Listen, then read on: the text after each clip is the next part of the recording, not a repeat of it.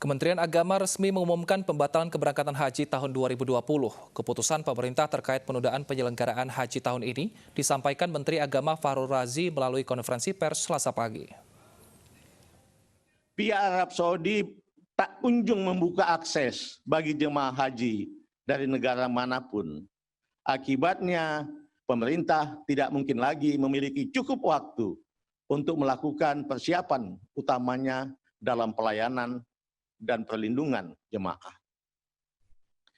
Berdasarkan kenyataan tersebut, pemerintah memutuskan untuk tidak memberangkatkan jemaah haji pada tahun 2020 atau tahun 1441 Hijriah ini. Saya ulangi, pemerintah memutuskan untuk tidak memberangkatkan jemaah haji pada tahun 1441 Hijriah atau tahun 2020 ini. Keputusan ini saya sampaikan melalui keputusan Menteri Agama Republik Indonesia nomor 494 tahun 2020 tentang pembatalan keberangkatan jemaah haji pada penyelenggaraan ibadah haji tahun 1441 Hijriah atau tahun 2020 Masehi. Sesuai amanat undang-undang, selain persyaratan kemampuan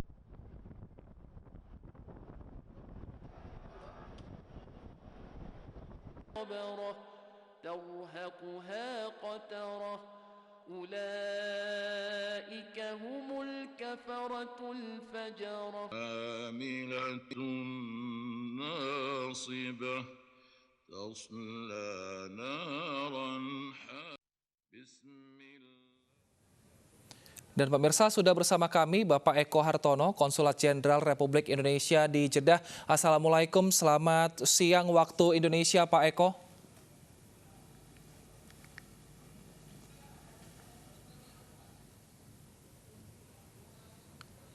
Selamat siang Pak Eko.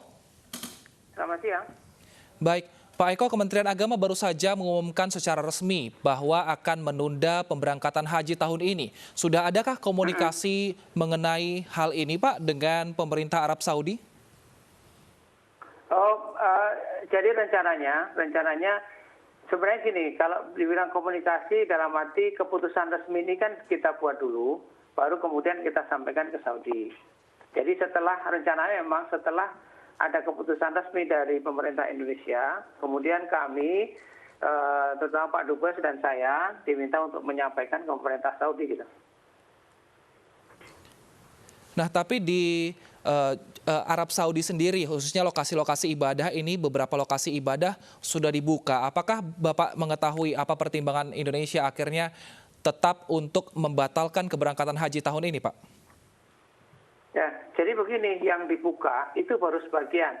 Jadi Masjid Nabawi ya betul sudah dibuka kemarin ya tanggal 31 tanggal 31 Mei. Itu pun juga masih terbatas ya. 40% kapasitas maksimalnya ya kan. Jamaah harus mematuhi protokol kesehatan dan sebagainya. Tapi yang lebih penting adalah bahwa Mekah belum dibuka sampai akhir bulan, sampai akhir Juni. Penerbangan internasional juga belum dibuka oleh Saudi sampai akhir Juni. Jadi kalau mau ke sini mau pakai apa kan gitu.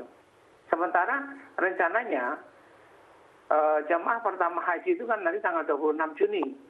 Yang arba'in ya, jamaah reguler itu kan mulai datang 25 Juni. Lah kalau penerbangan internasional belum dibuka oleh Saudi, terus mereka mau pakai apa?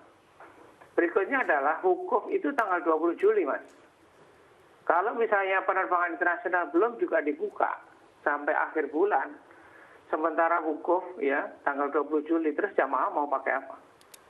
Jadi banyak pertimbangannya, ya tentunya daripada nanti menimbulkan ketidakpastian, saya kira sudah tepat keputusan pemerintah kita. Dampak pembatalan keberangkatan haji ini apa, Pak? Saya kira kalau dari pihak kita hanya bagi jamaah yang sudah siap-siap atau dijadwalkan untuk berangkat tahun ini, ya mereka harus menunda. Kalau akibat atau dampak finansialnya nggak ada. Karena sejak beberapa waktu lalu, kalau nggak salah bulan Maret ya, awal Maret kalau nggak salah, pemerintah Saudi itu sudah mengkomunikasikan ke kita agar tidak tanda tangan dulu kontrak-kontrak terkait dengan penyelenggaraan haji. Jadi nggak ada kontrak atau perjanjian kita dengan pihak Saudi mengenai hotel, mengenai transportasi, apapun juga nggak ada. Jadi dampak finansialnya nggak ada. Artinya nggak ada yang signifikan lah ya. Baik Pak, Kecuali apakah bagi jamaah haji memang Pak Eko harus Hartono menunda sendiri tahun depan. mengetahui apakah negara-negara lain juga melakukan hal yang sama untuk tidak memberangkatkan jemaah haji tahun ini, Pak? Yang jelas Singapura malah sudah duluan memutuskan, kalau nggak salah berapa bulan yang lalu ya, sebulan yang lalu kalau nggak salah. Pemerintah Singapura memang dari jumlah jamaahnya jauh lebih kecil dari kita. Kalau nggak salah 13.000 apa ya Singapura itu. Mereka sudah memutuskan begitu ada ketidakpastian, ya daripada memberikan harapan-harapan yang mungkin kurang ini, akhirnya pemerintah Singapura memutuskan tidak. Tapi yang lain sejauh yang kita pantau di sini itu memang mereka seperti Pakistan ya, Bangladesh itu, teman-teman di sini juga mereka sepertinya belum mempersiapkan, teman-teman di staf haji mereka belum mempersiapkan secara substansial untuk pelaksanaan haji ini gitu. Nah, jika Indonesia dan juga Singapura saat ini sudah menunda keberangkatan haji hingga tahun depan, bagaimana antisipasi mengenai penumpukan jamaah haji tahun 2021, Pak? Kalau dari Indonesia sendiri kan bukan berarti kemudian numpuk. Artinya bagi yang mereka harusnya berangkat katakan tahun depan, kan diundur lagi dong. Jadi mundur semua. Bukan kemudian tahun depan jadi 400. Atau 400 karena setiap tahun kan kita 200-an lebih, 220 katakan ya. Bukan kemudian tahun depan juga ikut berangkat tahun depan. Ya. Jadi nanti tentunya akan ada secara pasti ya, tentunya akan ada pembicaraan dengan pemerintah Saudi terkait kuota. Kita belum bisa menduga atau memutuskan sekarang. Apakah nanti misalnya ada tambahan sekian persen, nah itu saya tidak tahu. Untuk misalnya mengakomodasi mereka yang harusnya berangkat tahun depan misalnya. Itu nanti kita lihat.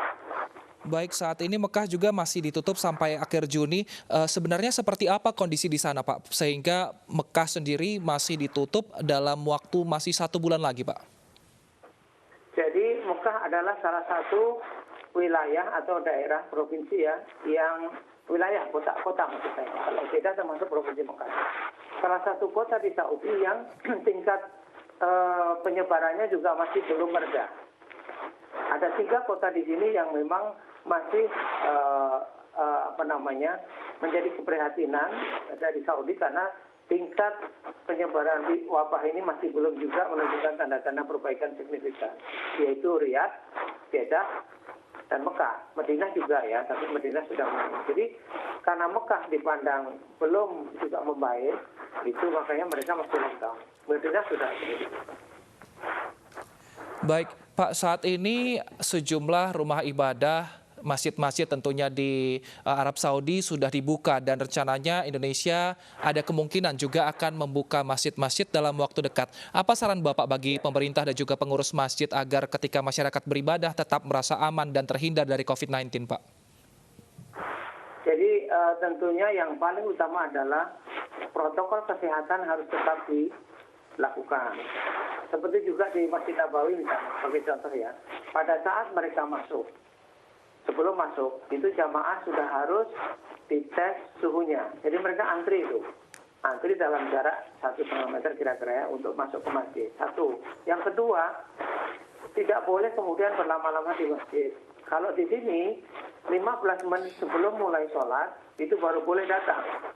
Kemudian setelah sholat selesai, 15-20 menit harus segera bubar. Nah ini harus jadi nggak ada lagi orang kemudian tadarusan atau pengajian di masjid yang berarti pengumpulan jamaah kan dalam jumlah cukup besar tidak boleh. Berikutnya adalah karpet masjid-masjid digulung Mas. Jadi jamaah harus membawa sendiri sajadah atau alat untuk sholat. Ini karena apa? Kita tahu bahwa penyebaran itu kan dari droplet atau bekas-bekas ini. Kalau misalnya orang kecil dan sebagainya. Jadi itu dihindari semua. Masjid-masjid menggulung karpet mereka. Sehingga kita memang harus prepare. Berikutnya adalah di masjid sendiri juga harus physical distancing. Artinya menjaga jarak. Seperti di Madinah, Masjid Nabawi itu 1,5 meter jaraknya. Kemudian juga diatur sedemikian sehingga pada saat selesai sholat pun juga mereka nggak boleh kemudian yang dari depan tiba-tiba langsung beronong ke belakang gitu ya. Jadi diatur dari belakang dulu keluar kemudian dan seterusnya. Jadi menjaga ketertiban, kebersihan kita semua tentunya wajib ya. Ini yang mungkin harus kita laksanakan supaya kegiatan ibadah kita di masjid bisa berjalan dengan tertib, tapi juga sekaligus aman dari sisi kesehatan. Gitu, Mas. Baik, berarti kalau untuk antrian haji ini akan mundur 1 tahun dan ini tentunya demi keselamatan calon jamaah haji sendiri, khususnya calon jamaah haji Indonesia. Dan untuk masjid sendiri jika dibuka nanti ada baiknya para jamaah membawa peralatan ibadah sendiri dan juga tetap berjaga jarak dan mengikuti protokol yang diberikan pemerintah. Terima kasih Pak Eko Hartono, Konsulat Jenderal Republik Indonesia di Jeddah telah bergabung bersama kami di iNews Siang. Tetap sehat Pak.